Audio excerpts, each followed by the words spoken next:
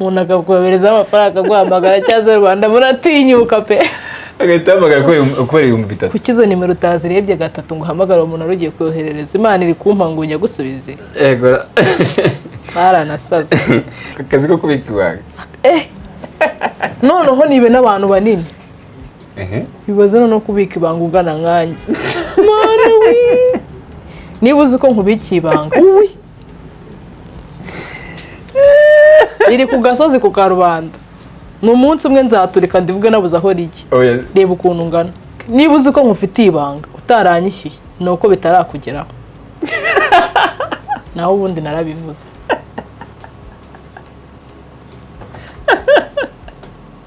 kuko yako ibiro mfite ni bikeya pe mfite kubikamo utuntu tw'ingenzi turimo n'amafaranga ariko ibaze kwifata runaka arashaka ngo byagenze gutya nawe urabibitse usanze papa wawe cyangwa se mama wawe ari guca inyuma papa wawe cyangwa se papa ari guca inyuma mama wawe umwe muri bo babimubwira mama wanjye namubabarira namwicaza nyine yamugati ntuzasubire twabiganira nk'abagore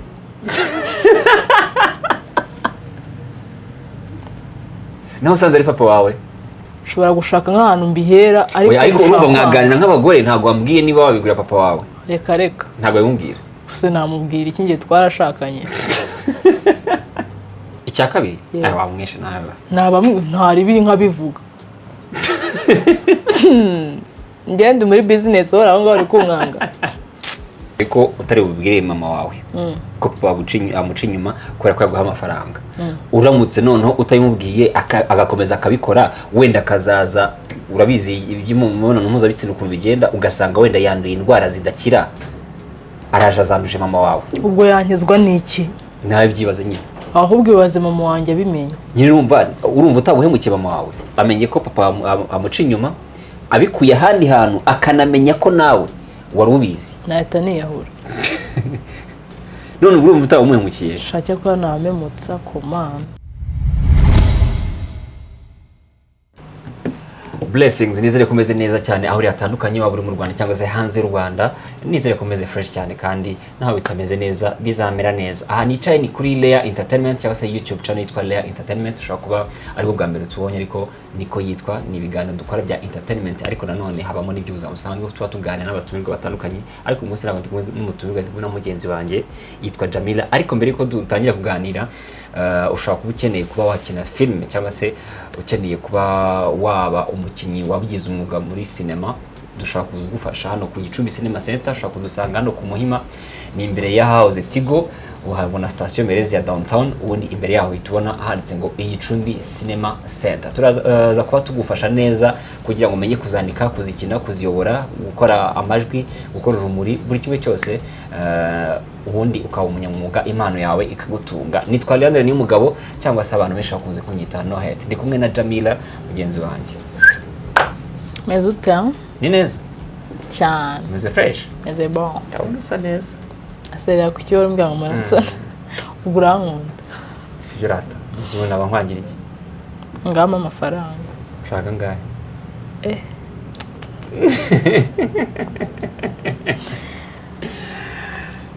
I didn't see that coming. Ushaka ngahe hari umunyamakuru yitwa no muri Amerika ntabwo niba uko ari we yakoranye ikiganiro na Bill Gates none umunyamakuru kuri azi ko Bill Gates afite amafaranga menshi aramubwira ngo wampaye ku mafaranga umunyamakuru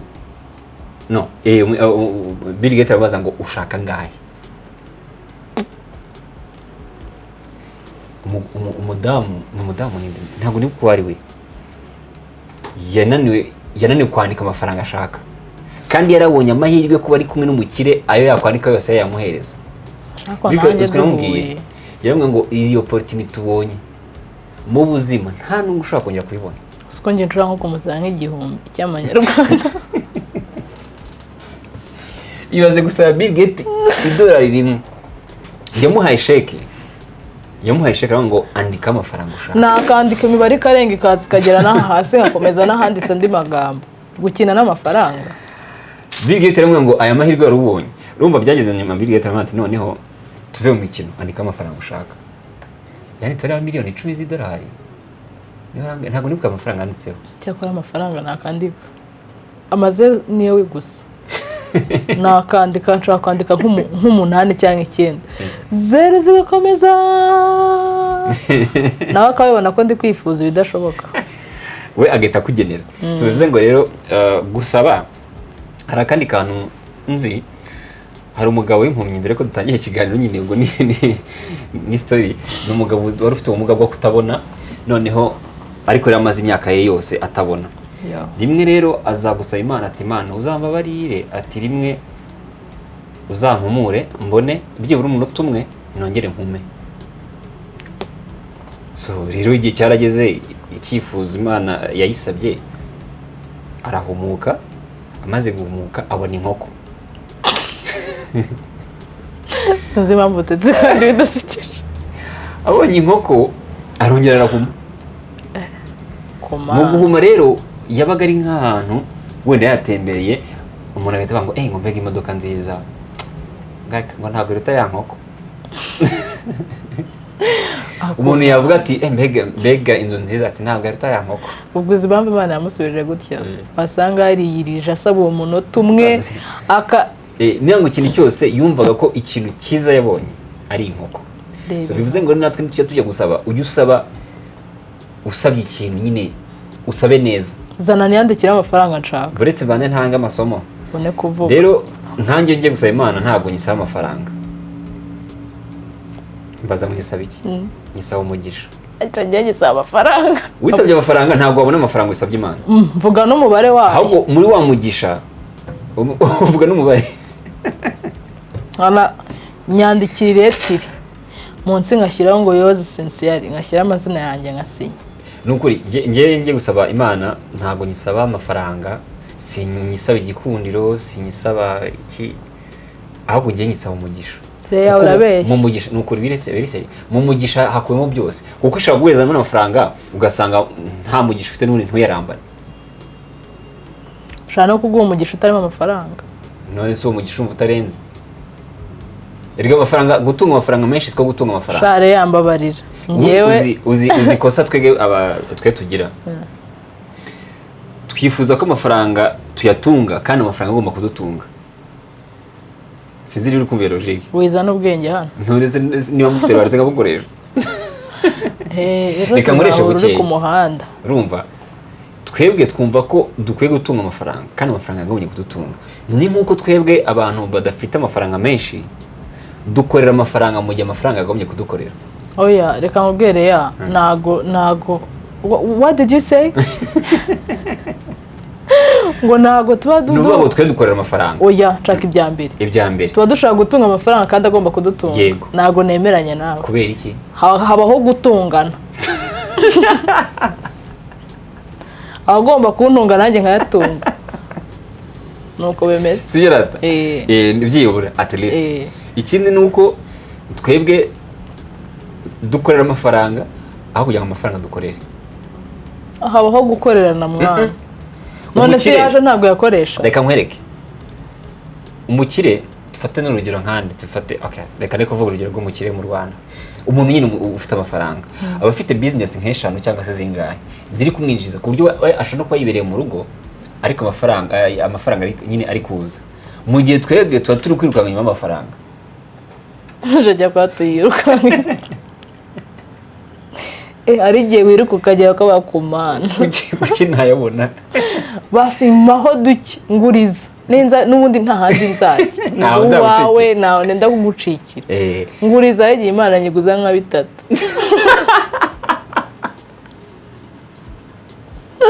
agamana basi ntamo 3 ni ahantu nenda kujya ejo niba nari kubona 5 yakuremo nzabone 2 janukute uri gukina ndukoze mu biki rero njye biranubira gusaba umugisha ngewe man uyu munsi naye ndi mu muhanda nasitaye pe nago nabikunze wakabaye wantambukije ariko ntaribye mbabarira ungurize 3 niba ejo nari kubona 5 nzabone 2 mu kwizera Imana irayaguka abona umuntu ayobeje amafaranga.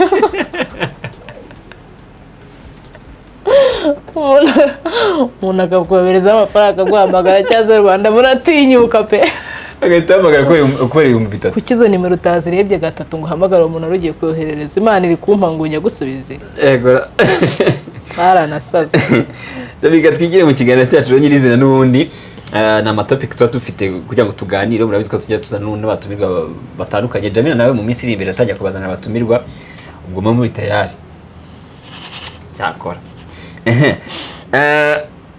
Topic tujye kuganiraho, ndabizi neza ko uraza kuza kuba open nk'uko n'ubundi bisanzwe bimeze. Aho ndagukubita nk'amangumi uravuga ngo iki? Ni ukuvuga ngo usanze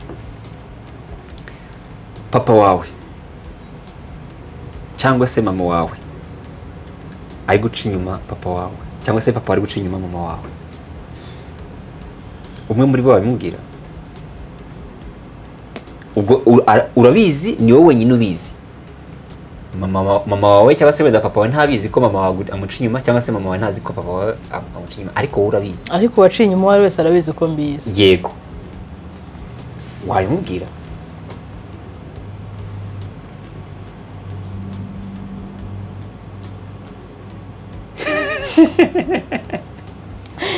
None imitima irenze igihumbi pe. Wabimubwira? Si ukuvuga wenda ngo nkunda mama wanjye cyane kurusha, ariko ndamukunda cyane kurusha. I took that back. Ariko hari ukuntu bajya bavuga ngo harya ngo iyo umugore yaciye umugabo inyuma biba byagenze abagiye. Uretse ko ibyo nge ntabyemera. Ubwo se papa wanjye we yaba ari guca inyuma mama wanjye amuca inyuma kurinda kundi muntu nawe ni ku wundi mugore. Yego, bivuze ngo nawe yabagiye. Oya, ari abagabo batagenda. Ndi kuvuga uwo mugore papa wanjye yaba afite nawe yabagiye. Reka dufate ko batari bugumane. Ushaka ko atari n'umugore. Iwa mugore. Oya, abakobwa bose ajya n'abagore cyangwa abakobwa bose n'abagore, abagore bose si abakobwa. Okay, n'umugore. Ngiye wari mama. Asha. Mama wanjye namubabarira. Namwicaza nyine amugati ntuzasubire. Twabiganira nk'abagore.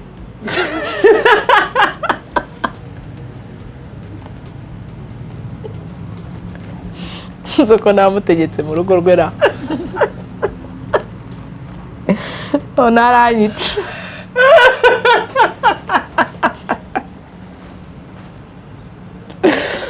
Yawe. Wewe. Ubwabigana nk'abagore. Tukahavinga icyo bita girl talk.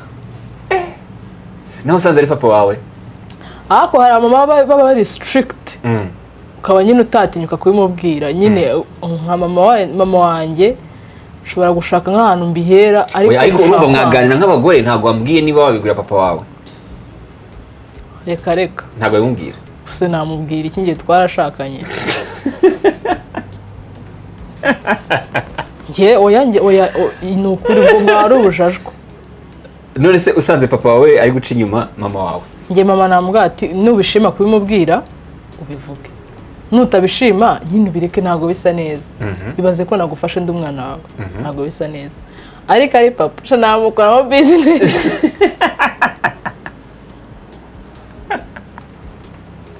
Bimenye ko n'amafaranga. Ntabwo ari ugukunda amafaranga, nkunda gukorera amafaranga, nkunda gukora business. Mwakora business gute sasa? Ubwo mubisengira n'amatsiko. Mwakora business gute? Sha twazatugabanira hagati ku mafaranga ye yose buri kwezi, atinda n'umunsi umwe. Wamubwira akajya guha amafaranga buri kwezi? Kuyo yinjizaga buri kwezi tukagabanira hagati. Icya kabiri wamwesha ntari biri nkabivuga. Ngende muri business hora aho ngaho ari kunkanga. Nkabivuga si ibikorwa bye nabivuga. Akubwe nese urumva Jamila, ariko nango ushyizemo ubwenge bwinshi. Ni gute wabarira mama wawe? Bushyizemo bwinshi uko yaba yashyizemo buke bwatumye mufata. yashyiramo bwinshi simba namufasha. Ntuzi kuki wabarira ntuza mama wawe papa ntumubarira? Shaba bitandukanye abamama na papa bitandukanye. Ku buryo wagenda umubwira mukiro sasa dufate wenda papa wawe uramufashe ari kumwe n'umukobwa wenda cyangwa se n'umugore katumwita umugore urabimenye ariko wenda papa wawe yanze kukwishyura. Njye buriya rero iyo bigeze kuri business nyamba ndeseriye ntabwo nkunda umuntu ukinira amafaranga yanjye. Umaze no kuyapangira kandi turi muri business n'umufatanyabikorwa ntugakina ariko nta nubwo nawe nkimwandikira si ukuvuga ko musuzuguye ni papa wanjye at the end of the day ni papa wanjye ndanamwubaha ariko akazi ni akazi nk'uko yaza ku iduka ncuruza hakishyura akazi ko kubika ibanga noneho nibe n'abantu banini bibaze no kubika ibanga ugana nkanjye mana we niba uzi ko nkubikiye ibanga uwi iri ku gasozi ku karubanda ni umunsi umwe nzaturika ndivuge nabuze aho rijya reba ukuntu ngana byibura umuntu munini bafite aho rijya njyewe ndakubwiye ngo ntago namwandikira message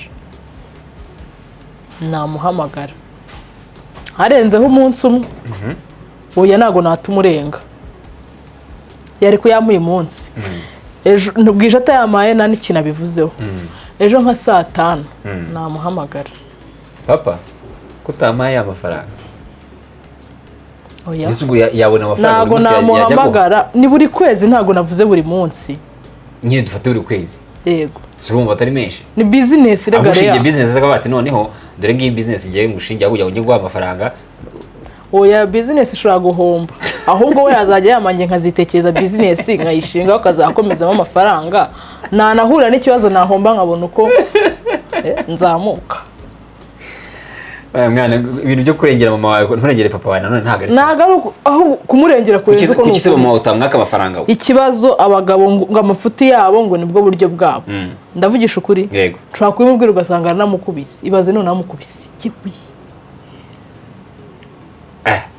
uyashaka kutamukubita ariko ashaka kugenda akikaza akavuga ibintu byinshi none se Jamie kamwereke nkubaza ikindi n'urugero ushyigikiye ko utari bubwire mama wawe ko papa amuca inyuma kubera ko yaguha amafaranga uramutse noneho utayimubwiye agakomeza akabikora wenda akazaza urabizi iby'imibonano mpuzabitsina ukuntu bigenda ugasanga wenda yanduye indwara zidakira araje azanduje mama wawe ubwo yankizwa n'iki nawe byibaze nyine ahubwo ibaze mama wanjye abimenye nyine urumva utabuhemukiye mama wawe ntawe bitekerezeho urumva utabuhemukiye mama wawe kubera gukunda amafaranga aha rero njye ntabwo nkunda amafaranga banza utandukanye njye nkunda gukora business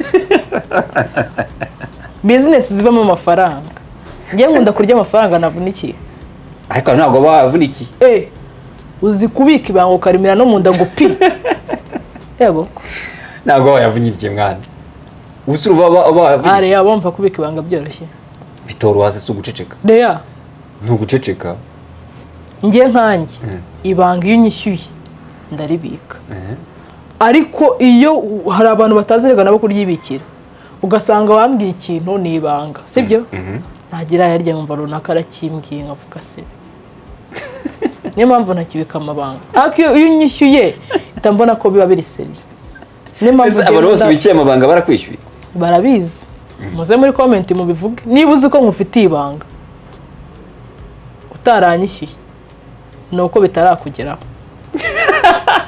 naho ubundi narabivuze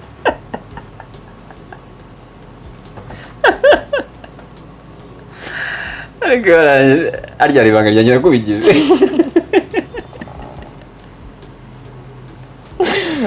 ari ibanga ryanjye kubigije ntuzanakora ikosa kuko yako ibiro mfite ni bikeya pe mfite kubikamo utuntu tw'ingenzi turimo n'amafaranga ariko ibaze kwifata runaka araje akubwira ngo byagenze gutya nawe urabibitse ni ikigoryi wabuze ibyo ubika ntugapfe kubika ibintu byose ubonye mu bwonko bwawe. Barayagije izirihangana ubundi uyu muntu ntabwo nzi ibintu Jamila akozemo. Ifu y'urusenda. Cyangwa byo ni ifu y'urusenda. Oya ariko reka ngere ya. Nyine uretse ko wenda abantu bafata wenda nko gukunda amafaranga n'iki. Ahako njye ntabwo ariko mbifata. Ni business. Mwana ariko wawe mukiye mama wawe tubigarukeho. Oya reka nkubwire rero. Urumva n'urugero. Mama wawe amenye ko wenda tufatire urugero amenye ko papa amuca inyuma abikuye ahandi hantu akanamenya ko nawe wari ubizi. Nahita niyahura. None urumva utamuhemukiye. Shake ko namemutsa ku mana. Kubera amafaranga. No yaha. Kubera business. Yose business yose n'amafaranga. Hari akazi katishyura. Ashaka kuba ariko rero ngiye nubwo uri kuca business nakwishyura amashuri narakureze. Ntaribi nanjye ngagenda nkabivuga. Ngereka nta kibazo mfite. Kubera ko we banza wumve ngo ntago nge ndi kwinginga ngo wamba barenguka yampa nkaceceka. Ni ikiganiro cyawe hagati y'abantu bakuru. Ari we ngewe na papa wanjye. Ngiye rero ukuntu nabigenza. Abantu ntibazi kuza kunyumva nabi. Ari papa wacinye mama. Namusaba family time yanjye nawe. Urumva? Nkagenda nkumani rero papa ibyo wakoze nabimenye cyangwa se ndabizi. Kandi abizi ko bizi. Ego. Ntabwo nifuza ko bizasubira nk'umwana wawe. Reka. Buretse nubwo nyine hari abo ngeso zananiye. Ikibazo. Kuri kuvuga nkaho umutegeka. None ndamutegeka kuko ushobora gusanga nanone umuryango ni uwacu ntago ari we gusa umuryango ni uwanjye nawe nawe. Yego ari kuri kumusaba. Ntabwo musaba. Oya hari abantu bagira ingeso. Iyo ngeso rero mu gihe ngiye namubwira ko ibyo bintu nyine atagomba kubisubira. Sibyo? Mu gihe mbona ingeso yakuze. Nkicaza mama nkamubwiza ukuri. Kuko mama ashobora kuba victime y'ibibazo atateje. Kuko reka mwereke hari ibintu abantu batajya batekereza. Iyo uciye inyuma uwo mwashakanye cyangwa se mukundana haba harimo ibintu bibiri nakuri bitatu. Harimo kutubaho umuntu. Icyo ni icyambere. Icya kabiri ni umwanda. Icya gatatu uzana ibibazo urugo rutateganyaga utari rufite. Icya kane ushobora kuzanamo umwana. Uwo mwana kubaza mu rugo muri budget atararimo ubuteje ibibazo. So bivuze ngo rero ngiye impamvu nabikora nuko naba ndishaka kugira ngo ndengere iki umuryango wacu. Keretse mu gihe mbona papa ntagaruriro. Oya ngiye kukubwira ngo nyine papa wanjye twakora business. Ushaka kuba utabisobanukiwe. Ntabwo mvuze ngo yaba ari under my control. Ariko nazajya mugendaho. Ariko nanone wibuke ko niba yakwishyuye ariko ari bwongere.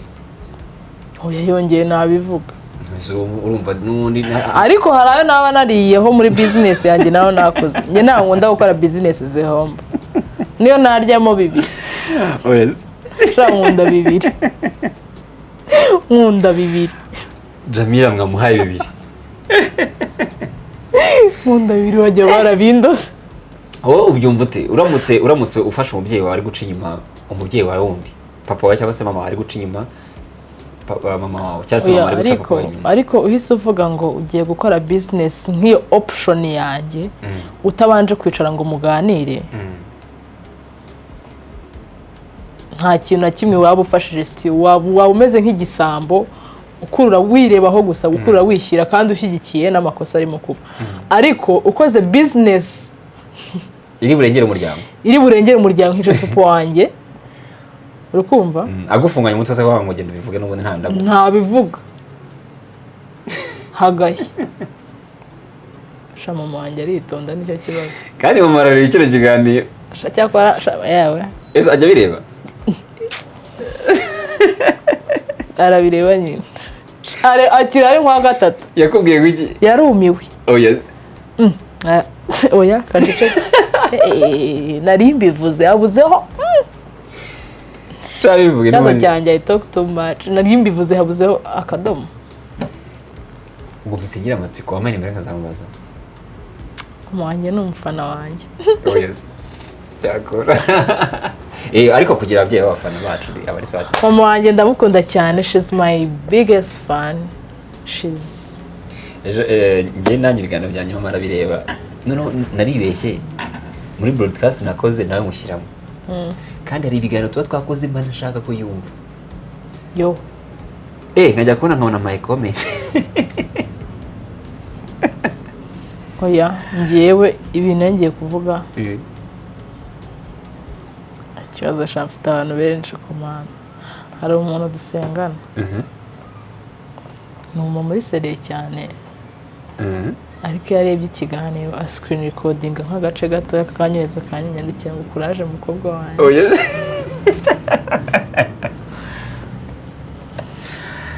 ariko ararumego nkavuga ko se Imana irashyigikiye. None si Imana iguye. Erega buriya iyo umubyeyi wagushyigikiye yaguha umugisha, n'Imana baguha umugisha kuko ababyeyi bacu bahagararira Imana ku isi. Yesha cyakora wari wakora ikintu wanyu batagishaka. Nta nicyo nyine nawe urabyumva nyine. Ntago nagishobora. So rero bivuze ngo umubyeyi niwe areba ibyo ukora akapfasha. Ko na papa wanjye ni umufana wanjye. Akaguha comment. Y'ababyeyi banjye n'abafana banjye. Ariko bari sawa cyane.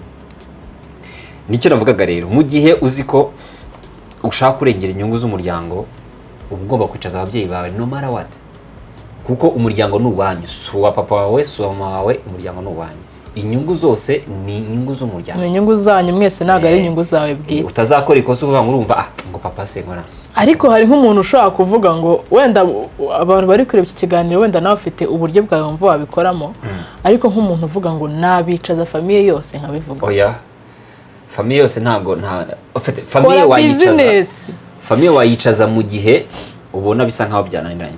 Ariko mu gihe uzi ko umwe ku wundi yahinduka cyangwa se yakumvira inama zawe, ntekereza ko wafata umwanya ukamuganiza. Njye niko bitekereza, ukamuganiza byakwanga nibwo ushobora kuvuga ati okay, reka mbivuge none turi muri famiye, kwa kuri ukuntu abantu bicara muri family time. Niyo mudajya mukora family time nk'abantu muri mu muryango, nacyo ni ikindi kibazo. Hari abantu usanga hari nk'abantu muganira friends, nyine abashuti bawe, abantu muziranye, avuga ati njyewe ngo umubyeyi wanjye ntago namubwira iki kintu. Ni ikosa ariko njyewe ndi muri relationship ishyushye iri hejuru. Tambi inzobe ko bagomba guhita babimenya ko ndi mu rukundo. Oh yes. Skin yanjye ira glowing. Cyakora. Nese ubu nta sheri warabayisha warirabuye. Mfite umwera. Mfite umwera. Ese waburanye iki abasaba i Kigali mwana? Ndetse kubeshya. Uravuze ngo ndigweje? Mana we, I didn't say that. Igweja ni iki? N'agasimba. Mana we, numvishe ijambo numvishe bwa mbere. Cyangwa nawe urashaka umusitiyo? Umusitiyo. Oya. Ndamufite inshuti yanjye ntago mbakunda. Oh yes. No bwa mbere mbonye umukobwa udakunda abasitiyo. Abandi bavuye muri campaign basaze. Reka ntago ngiye mbakunda barabanika. So kuvuga wenda ngo kutabakunda kundi nese si abantu basanzwe. Kwa mugani. Ushaka kumukunda, ushaka no kutamukunda. Ameze nkawe nyine. Yego. Uzi ubundi giye bamugani nje ntacyo nishe nta nicyo nize. Nawe uzogenda ngo nawe ndumusiti urebe ko babihakana. So mugani nanjye ndumusiti. Barabazi se. Si wamugani. Baba bambaye uniform zisa. Iya ashaka no guhura n'uwo yasariye ntamenye ko ari yambaye nkawe. Ngo bakundira ko ari abasore ngo ntago ameze nkanjye. Ngo yumva nyine mu nzozi ze ngo ari ukumuterura ngo ni muremure. Bamubweshere wanjye. Bira bintu na nese n'utaba umusore. Ni abantu muziranye bari inzingo bakajya muri gym bagakora siporo n'icyo bakitaho bagafata n'ama protein. Hanjye ni bounce. Nandero ukuntu. Aseria. Oya ariko biri se. Ariko ngiye kongera kubyibuha. Se hari abantu bari bananutse cyane, benshi cyane. Ariko ubu ngubu ugasanga ari umusore. Rero biriya ni ibintu bisanzwe, ntago wapi. So wowe ubyumva ute rero muri topic twari dufite, uramutse usanzwe umubyeyi wawe ari guca inyuma umubyeyi wawe wundi nyine ubwo papa cyangwa se mama ari guca inyuma, wabigenza ute? Wabimubwira niba wabimubwira se wakoresha ubuhe buryo kugira ngo ibyo nyine ayo makosa atongera kubaho, cyangwa se wabyitwaramo ute? Ubu nonaha turimo turabivuga gutya ariko ni ibintu bibaho cyane. Hari abana hano hanze bazi ko base bahereza pase base, hari abana bahereza ba nyina abajama. Njye hari umwana wambwiye ko aha pase papa. So urumva ibyo bintu, so, ibaze ibyo byaha nyine tukuntu bingana. So hari ahubwo giye hari story nzi, hari umupapa yabwiye nyine umujama ati none se uhampaye pase. Umujama ati okay reka nyiguhe, ati hari umwana mfite ushyushye. Amuhaye nimero, amuhereza nimero yaranditseho irindi za nyine baziranye n'uwo mukobwa, arimuhereza. Umupapa agiye gukompoza nimero asanga nimero y'umwana we y'umukobwa. God forbid. Asanga ni nimero y'umwana we. Can you imagine? Mwana we. Ibaze kwaka pase y'umwana ariko ntaribi. Uri umupapa ugasanga pase baguhaye n'umwana wawe. Mu Kinyarwanda baca umugani ngo akebo nigeramo. So nyine mwumva ibintu bera nyine hano. Ariko biba bikwiye. Yeah. Umuntu umeze gutyo aba deserving ikintu kimeze gutyo. Ibikorwa ukora, ibintu ukorera abana b'abandi wumva ko ngo kari agakobwa muhuye karashyushye wabigakorera, biba bikwiye ko nawe umwana wawe bamukorera ku ruhande cyangwa ugasanga ari wari ugiye kubikorera, bituma wenda ahinduka. I think so. Wasanga wenda adahinduka ariko uri umuntu uri tayari mu mutwe uhinduka kabisa, n'umwana wawe ukamuhindura. Uramuhindura. Birashoboka ko uyu munsi wenda buri wese afite uburyo yabyitwaramo. Topic inteye no kurwara umutwe. Wisubyegereza umutima. Cyane. Ntabwo bizi.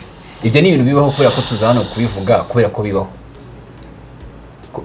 Impamvu imiryango yacu imwe n'imwe irimo irafesinga ibyo bibazo kubera ikikora ko twega abana twagombye gukosora amakosa, ntabwo turi kuyakosora. Ugasanga urimo urasindana na papa wawe kubera ko mwasinze. Papa wawe akavuga ati genda umbwirire uriya mwana aze hano, akamujyana muri lodge uri kureba. Ubwo ni ubuhe burere ariko guhera. Ngewe umuntu wabimbwiye ni umuhungu, ashobora kuzana nka girlfriend we mu rugo, hari abana bajyana abasheri babo iwabo. Papa we akamwishimira akamubwira ati uriya mwana ndamushaka we mureke. Akagutwara girlfriend. Mwashize isoni. Wiki?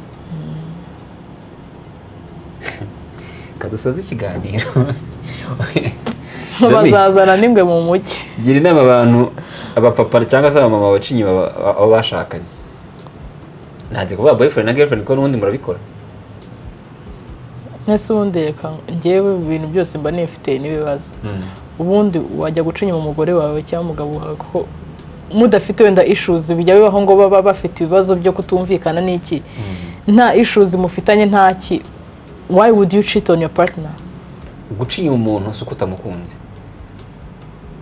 Ahubwo ushaka kumukunda, ahubwo uri kubura icyo yakagombye kuguha nk'umuntu mu bantu. Ikihe? Urukundo rwonyine ntiruhagije mu mibanire, kuko urukundo urashira. Yes. Sibyo?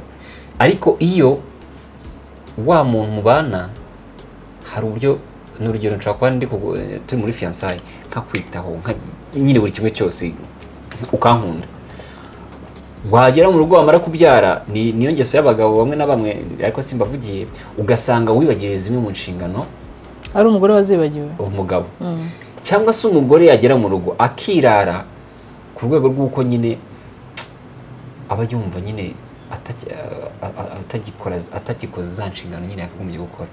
Ahubwo hari ukuntu uri kubona iyo muteretana muri relationship biri aho, ntago muri abana, ntago muri spendinga n'icyumweru, mubonana mukumburanye bishyushye, mukaba mwahura akaguterura.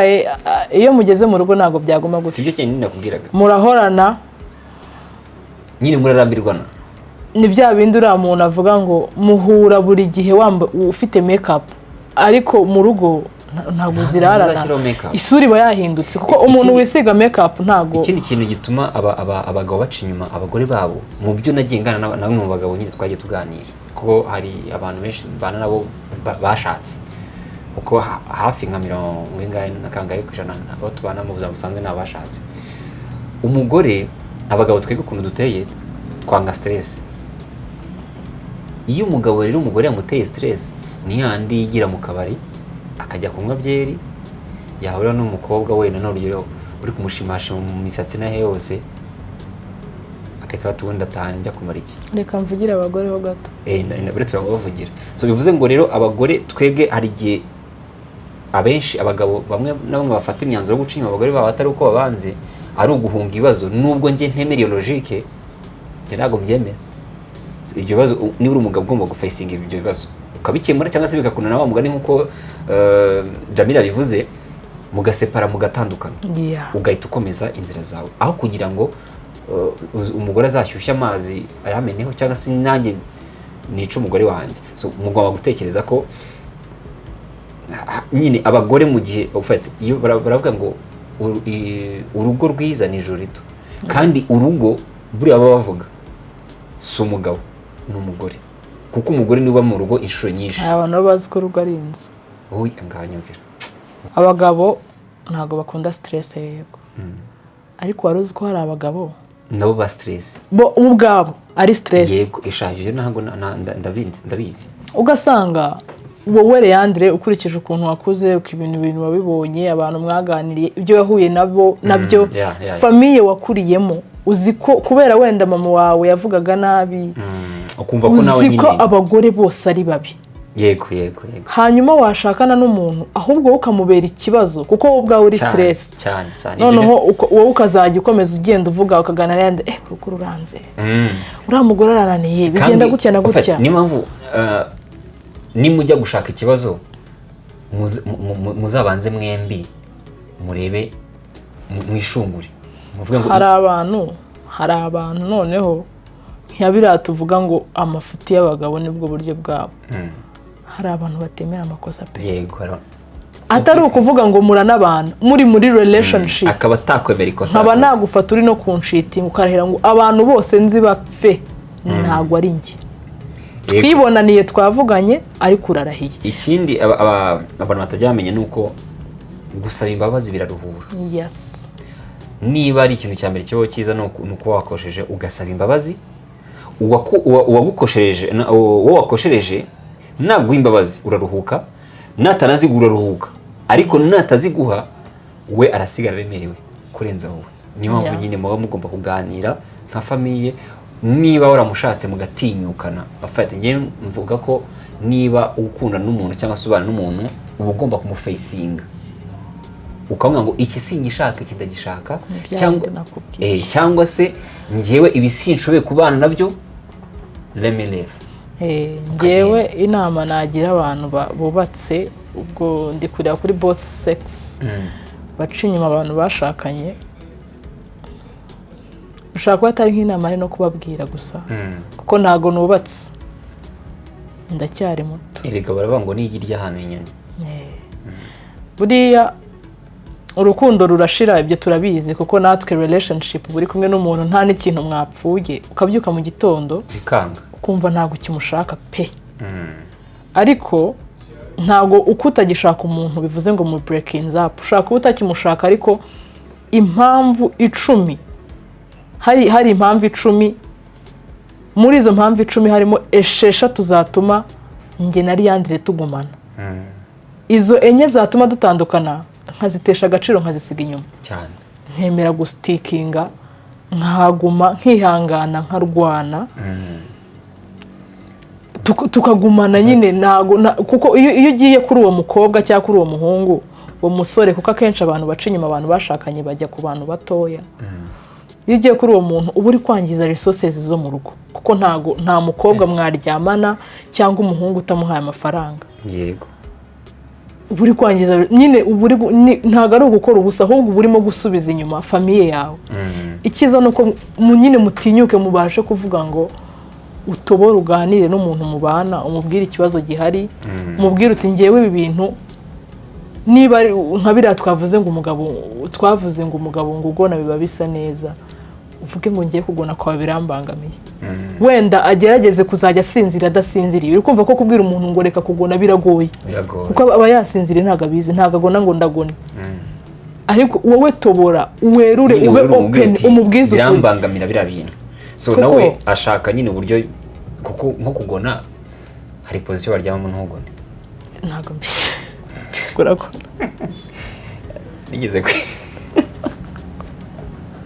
Leandre aragona we nigeze kurya abantu umuntu ugona nyine iyo segonderi uzi none umukobwa none ugona ngahe nabyibaza rero icyo gihe yaragonaga bari kumva birambangamiye nkahita nyanga nkumva ngo ayo akomana shawura umwana mubi jazuza urumva gukubita umuntu ubwo ni mu rubavu basemba bavuze zaratukuye zabaye umukara ubu ngubu haraye urumva ntabwo namukubitaga cyane ibyo kubabaza ariko nyine yahitaga yumva ko ari ikintu kimuze ngo oya ariko ngewe iyo mbikuruye ntago mbizi kuko ntago ngona ariko mba numva nk'umuntu ugona wenda yasinziriye adasinziriye asa naho hari atagona ntago bishoboka gusinzira nyine gusinzira ariko nta kibazo iyo utoboye ukabwira umuntu ukavuga ngo iki kirambangamiye uraruhuka ubundi ni nayo relationship nziza ibaho niba uzi ko ufite umuntu mukundana cyangwa se mubana ufite mugira inshuti ntubishyire mu bwenge bwinshi urumva ngo ni sheri wanjye cyangwa se n'umugabo wanjye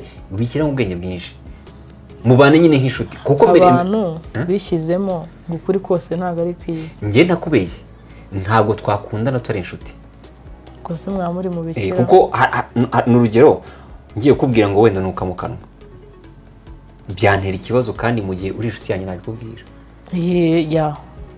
bivuze ngo rero nyine ibishuti n'umugabo wawe cyangwa se n'umugore wawe ibishutira boyfriend wawe cyangwa se na girlfriend wawe uyashakisha impamvu niyo izimureka zaba ari nyinshi basi izindi zimagine n'izidahari uzizana impamvu zituma mugumana ubundi niba ubona kalite ziganza defo uwo muntu ushaka kumugumana ariko nubona defo ziganza kalite uwo muntu ugomba kumureka shaka ibintu byo kwihambira naho nanone rero nibyo navuze umuntu ashaka kunyumva nawe ngo navuze ngo mutinyuke divorce ariko iyo ibintu bidashoboka ntabwo biba bishoboka nta mpamvu yo kugira ngo wihambire ku bintu ubona bitazakunda ubuzima burahenze umuntu ashaka kugutera depression ukiyahura wakamuvinzaho tukagenda ukanibana ntago kudivorcinga bivuze ngo genda ushaka undi muntu reka twisozereze ikiganiro ntekereza ko nawe mu byo twavuze hari abashakanye cyangwa se hari abakoze ubukwe twebwe ntabwo turashaka nubwo turi kuvuga ibi ariko ni experience dukura mu byo tubona hanze bitavuze ko turi abana ariko nanone hari ibyo tubona hano hanze nanone ni experience buri wese aba agomba kugenda akiga akavuga ati hari ibyo namenye ariko nanone hari ibyo ngomba kwirinda ya makosa bamwe bakora bakagukora ama divorce dushobora kwirinda kugira ngo natwe ingo zacu ze kuzadivorsa nyagasana nazandinde divorce njya mvuga ko ningira amahirwe nkashaka mana usandira divorce ugomba kubisengera ko nanone by'Imana izaguhuza byakira yombi yego Imana iratugenera bivuze ngo rero reka nsoreza ahangaha nyagasani abishimire ariko nkwibutsa ko niba ushaka gukina film cyangwa se kuzitunganya cyangwa se kuzandika ushaka kuza hano ku Gicumbi Cinema Center tukagufasha ukaba umukinnyi cyangwa se umwanditsi cyangwa umuyobozi wazo wabigize umwuga ubundi impano yawe igakora. Jamie wakoze rero wakoze cyane nawe ubutaha Jamila tuzakora ikiganiro ari we none umuyobozi w'ikiganiro murakoze murakarama kubyemera ntabwo mbyemeye urabyemeye ndabizi wowe tubana mu biganiro bya buri munsi niba wakunze ikiganiro ushobora gukora subscribe share comment n'ibindi kugira ngo ibiganiro byacu bijye bigera ku bandi kandi ni n'umusanzu wa danje buriya mu gihe waduhaye amaboko aba ari ikintu cya danje nyagasara bishimire aho muri mwese be blessed.